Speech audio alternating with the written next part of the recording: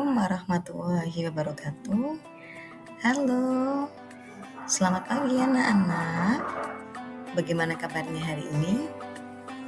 Semoga semuanya dalam keadaan sehat ya.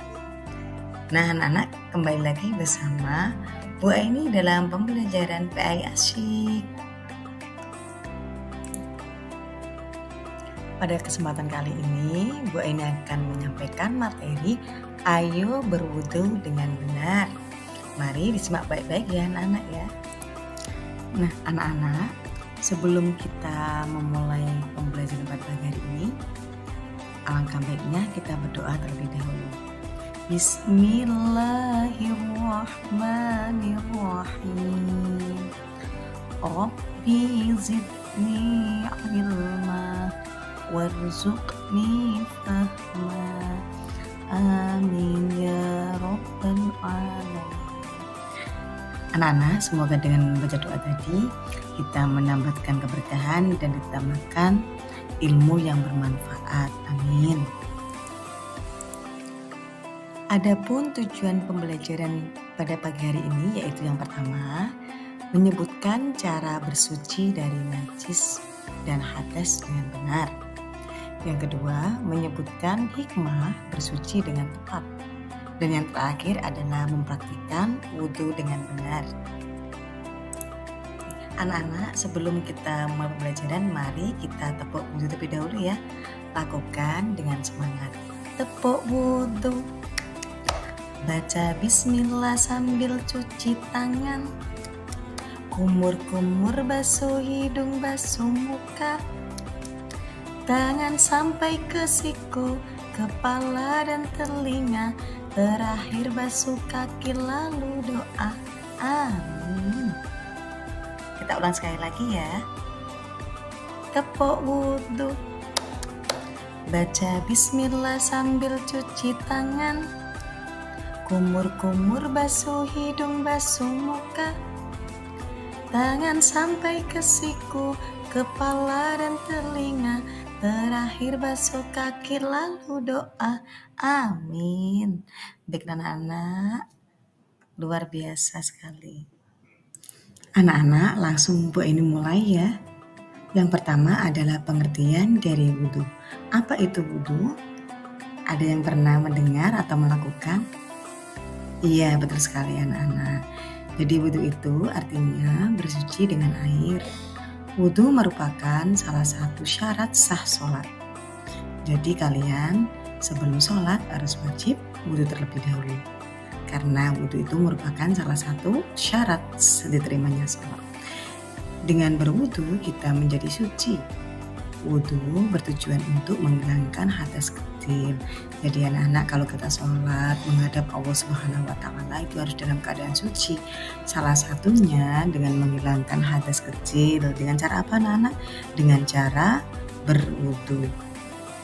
Setelah kalian mengetahui pengertian wudhu, Bu Aini akan menjelaskan macam-macam air untuk berwudhu. Apa saja? Yang pertama anak-anak adalah air embun, tetesan dari daun ya.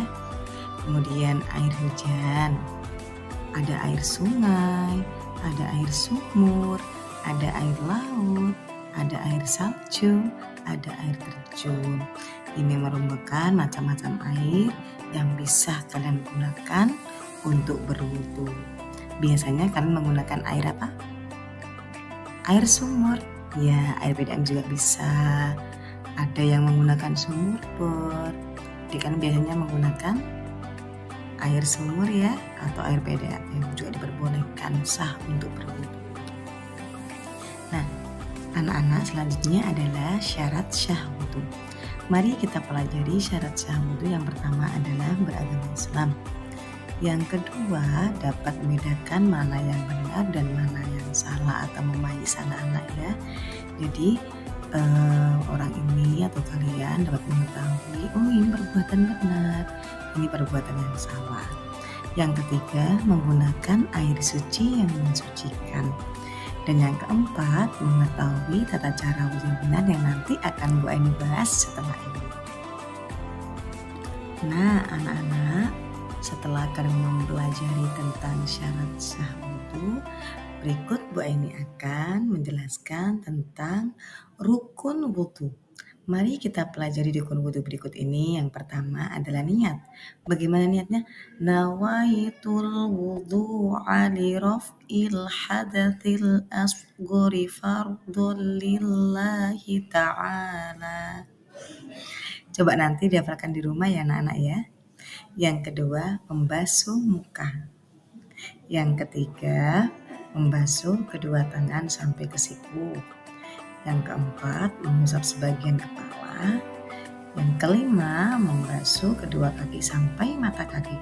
Dan yang terakhir, berwudu secara tertib. Jadi antara niat sampai membasuh kedua kaki tidak boleh ada yang terlewatkan ataupun ada yang terbalik. Begitu anak-anak. Selanjutnya adalah sunnah wudhu. Mari kita pelajari sunnah wudhu. Yang pertama, membaca basmalah sambil cuci tangan, kemudian berkumur-kumur, membersihkan lubang hidung atau istinsya, mengusap seluruh kepala, mengusap kedua telinga, kemudian membasuh atau mengusap anggota badan 3 kali, mendahulukan anggota badan yang kanan terlebih dahulu. Hal-hal yang membatalkan wudhu. Yang pertama, buang angin atau kentut. Yang kedua, buang air kecil dan buang air besar. Yang ketiga, menyentuh dubur atau pukul dengan telapak tangan. Yang keempat, tidur berbaring, pingsan, mabuk atau gila. Yang terakhir, bersentuhan kulit antara laki-laki dan perempuan yang bukan mahram, menurut sebagian besar ulama. Jadi anak-anak, jika kalian sudah berwudu akan tetapi melakukan 5 hal tersebut yang sudah Bu ini sebutkan, jadi wudu kalian batal, harus mengulang wudunya lagi. Gitu anak-anak.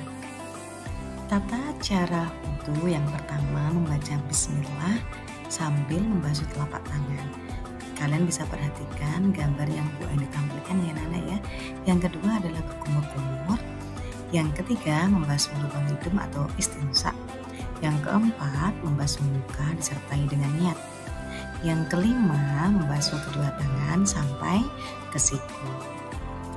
Kemudian, yang keenam, mengusap sebagian kepala.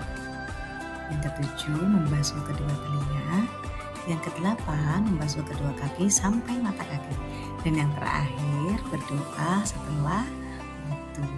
Berikut anak-anak adalah gambar atau ilustrasi tentang tata cara wudhu. Untuk lebih jelasnya akan Bu Aini tampilkan video berikut ini. Simak dengan baik ya anak-anak.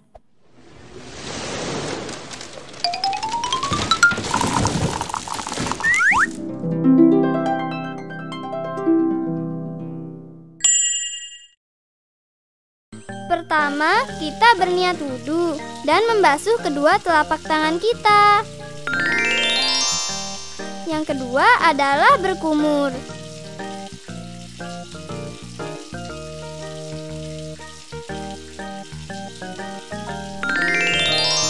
Kemudian, urutan ketiga adalah mencuci lubang hidung kita. Keempat adalah membasuh muka kita.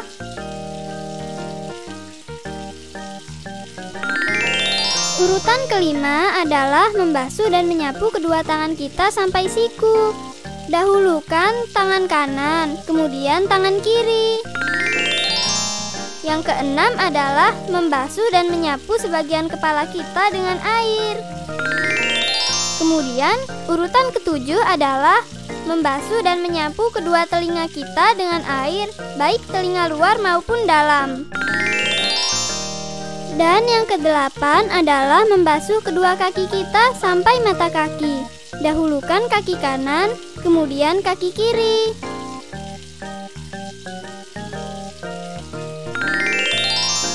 Nah, setelah selesai berwudu, kita disunahkan membaca doa sambil menghadap kiblat. Doanya seperti ini. Asyhadu alla ilaha illallah wa asyhadu anna Muhammadan abduhu wa rasuluh. Allahumma ij'alni minat tawwabina waj'alni minal mutatahhirin. Dan yang terakhir anak-anak yaitu hikmah berwudu. Yang pertama, melaksanakan perintah Allah Subhanahu wa taala. Yang kedua, meneladani Rasulullah Shallallahu alaihi wasallam. Yang ketiga, menghapus dosa. Yang keempat, meningkatkan derajat di hadapan Allah Subhanahu wa taala. Yang kelima, menjaga kesehatan dan terhindar dari penyakit. Dan yang terakhir, bercahaya saat hari kiamat. Anak-anak telah selesailah berbagi hari ini. Semoga ilmu yang Bu ini berikan bermanfaat bagi kalian semua. Amin. Alhamdulillahirabbil alamin. Anak-anak telah selesailah pembelajaran pada hari ini. Semoga ilmu yang Bu ini berikan bermanfaat bagi kalian semua.